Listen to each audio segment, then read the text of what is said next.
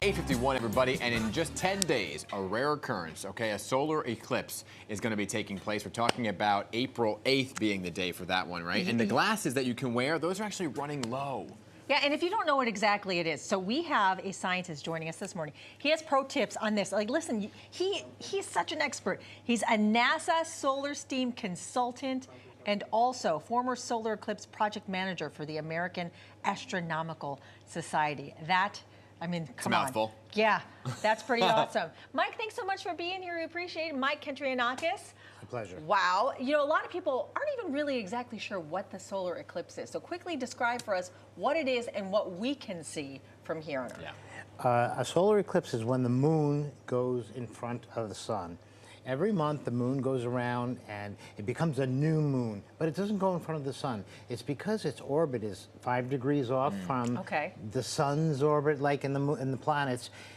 Every so once in a while, within 18 months, it comes across what's called a node, an intersection, and an eclipse can occur somewhere on Earth. So the moon will go directly in front of it.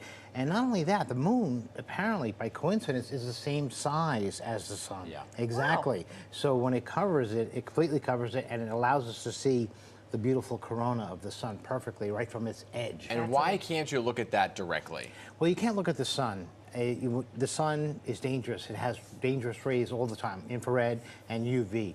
And during an eclipse, it gets dimmer. So it could be more comfortable to look at the sun, and people will want to look at the sun.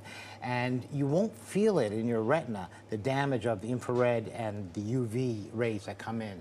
So it is dangerous. So you need proper filter protection. Okay. And how long is this going to last? It's about 2 hours and 20 minutes here in New York.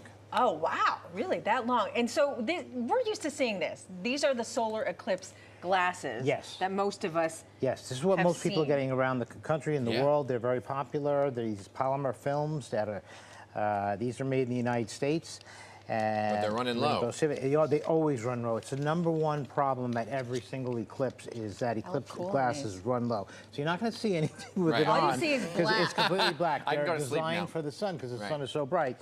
So you just fold them, you put them on, and you can look at the sun. Actually, I just saw a halogen light there because that's how bright it is. I can see through there. But so they're running low. So what do we do? Well, okay, now there are other ways of doing this with household appliances like a cheese grater.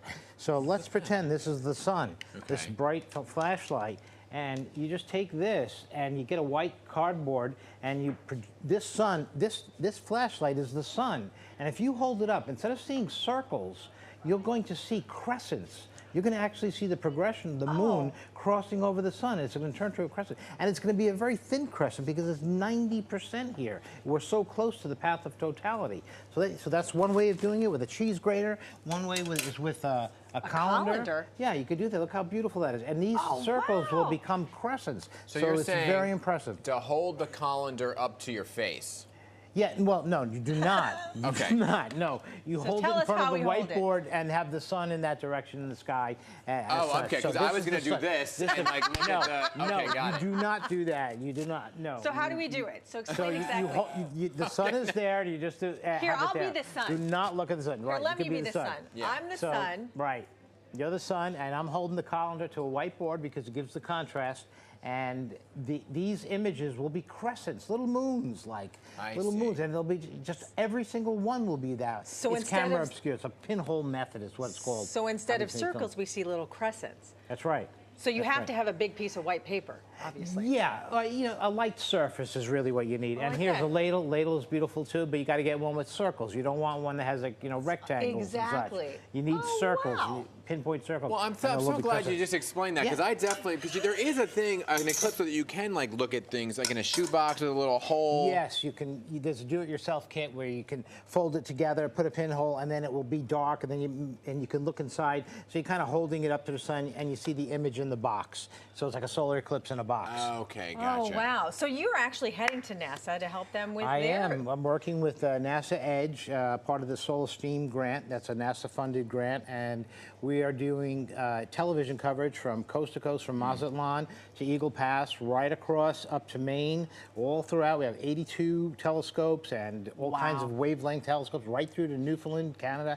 So we've got a major television production that we're sharing with the world through YouTube's Solar Steam channels, and And we also have a stadium event where we can have 15,000 people in the stadium. Looking and if at the it's eclipse. cloudy, you know, God forbid over there. Oh, no. If it is, someone like me may go remotely with a camera and get totality, hopefully, and broadcast it on the Jumbotron in the stadium so they could see it. So part of the family there. Mike, thank you for being here. Thank you for for coming explaining in. all of that. Absolute pleasure. Appreciate you Good to and see your you. colander and your cheese grater. That just is And our life-saving. straining spoon. Yes. Thanks again. Yes. Appreciate your time. You're The solar eclipse again takes place on Monday, April 8th. So grab your cheese grater and your colander. Head outside and get your Wear your special glasses too. Don't forget that. Yes.